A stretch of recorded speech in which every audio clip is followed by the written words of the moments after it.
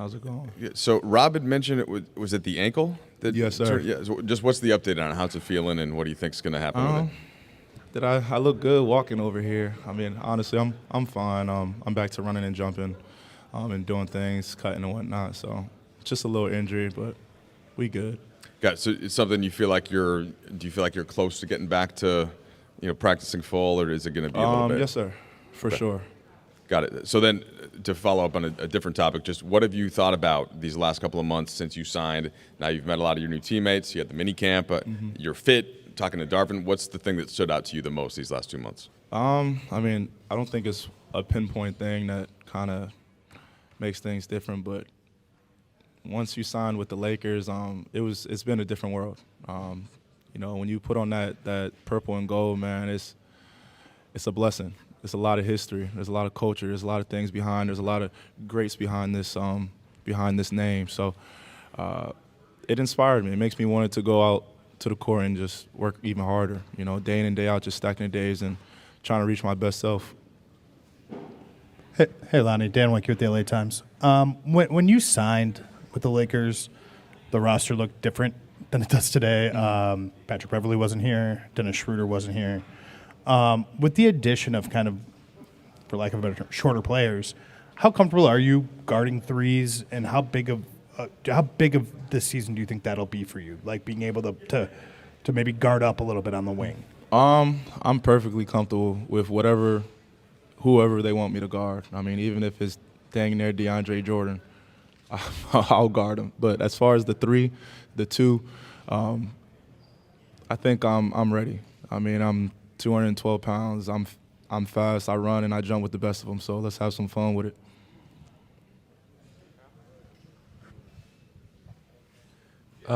Lonnie, what did you learn in San Antonio about sort of shifting between the mentality of whether you're starting or whether you're coming off the bench? What are sort of the habits you learned to kind of be effective either way? Just being a professional. At the end of the day, you can only control what you can control. So being able to being a starter to being on the bench, at the end of the day, there's only one ball in that court, and when you're on that court, it's time to play. So there ain't no excuses, KYP, know your personnel, know what you're doing, knowing who you're playing with, and just hoop. I mean, I don't think there's a big difference between starting and not starting. I think the best difference is who's finishing the game. Hey, Lonnie, right here.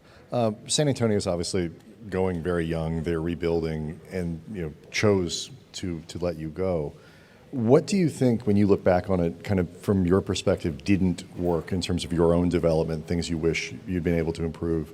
And then what kind of, moving forward, do you think they're kind of missing, so to speak? As far as San Antonio, I think being a rookie, I came into this league 19 years old, so there's a lot of growth that I have to attain to, on and off the court, learn how to decide what's a good idea and a bad idea, picking my poison and whatnot. So I was very blessed to, be under Coach Pop, to learn how to just be a professional, to learn, my due diligences of coming in before practice to work, coming in to work out, being ready, not just being on time, but being early, things of that nature. So I don't think there's anything negativity that I could have improved on. Most of the things that I got in there, they weren't really losses, they were lessons, So what I am right now is completely different man than what I was when I was 19, 20, and 21 years old. So I'm just continuing to improve and be growth. Every single day, I give my gratitude and I meditate, and I'm just trying to reach my best self. Hey, Lonnie, over here. As a defensive player, where do you consider yourself in your development, your best strengths, the areas that may need more improvement, that sort of stuff?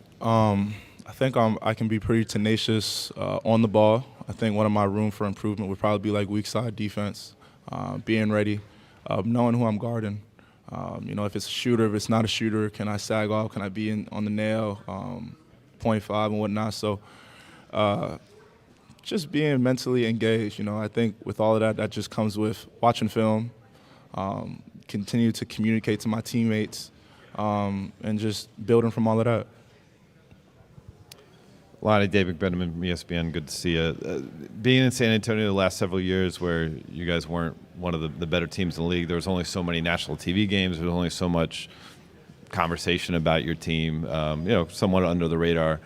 What's it like for you, considering stepping into the spotlight? You know that the Lakers are a team that generates a lot of interest, and certainly with the group currently constructed, and LeBron, in year 20, it's kind of win now mode. Is that pressure to you? Is that opportunity? How do you view kind of the different type of organization you're stepping into coming from San Antonio? No pressure at all. Quite frankly, I don't really believe in pressure, if I'm going to be honest with you. It's either break pipes or it makes diamonds, and I'm sure as hell is a diamond. So I'm just here to play. I'm here to win. I love this game. I've been playing this game my entire life. So I don't think there's much of a difference besides the name, the history, the culture, the background behind it. But it's still hooping. Once we get on that court, time will tell. Hey, what's up, Lonnie? Just piggybacking a little bit off of Dave's question. You spent the last 3 summers working out here. Now you're in a Laker uniform. How is it, walking in the streets now with a Laker jersey? I mean, being a part of the Lakers. And then 2, from February to March, you averaged 19 points. You're shooting 47%. You got the opportunity. Just when you get the opportunity, making the most of that. Just showing your offensive ability. Just talk about them things. Once I signed with the Lakers, it was sure as heck a different world. I've been saying it almost every day today, but even people that don't know basketball know the Lakers. Even if you don't watch basketball, even if you never even knew what basketball was, people tend to just know who the Lakers are. So walking around, been getting a lot of love, great energy, positive vibes, optimism. So it's been great, but it's San Antonio fans, they went they went hard too. So it's just good to know that the fan base is giving me good positive energy, and that second stint post All-Star break was just me finally finding my groove. There was a lot of things mentally that I was also battling throughout the season, which a lot of players kind of deal with, and I finally hit that point where I'm like, man, I got to play my game and stop overthinking and think about everything else. Let's just hoop. Everything else will come for itself. And I did what I do. I'm a scorer in my opinion. I could score in three levels, and I could play defense. I just got to consistently show it on a nightly basis. Thank you. You can't sleep, can't eat till you get it right. Oh, all my life, I've been grinding all my life. Sacrifice, gotta pay that. Pay the price. Can't be real, but I'm living the life. All my life, I've been grinding all my life. Lakers, baby. Yeah. You know what it is. Purple, yellow, purple, yellow, purple, yellow, purple, yellow. Yeah. You know what it is. Purple, yellow, purple, yellow, purple, yellow, purple, yellow. Yeah, you know what it is. Purple, yellow, purple, yellow, purple, yellow, purple, yellow. Yeah, you know what it is. Purple, yellow, purple, yellow, purple, yellow, purple, yellow. Yeah. I'm a Laker till I die. Rest in peace, Chick Hearn. 93-70. This game's in the Admiral refrigerator. The door is closed. The lights out. Butter's getting hard. The eggs are cooling, and the Jell-O is jiggling. Been jiggling for a long time. Mama didn't raise no failure. Go hard or go home, I tell you. If you ever seen blood, sweat, tears leaking out of me, and you can hear my heart scream, it's sick.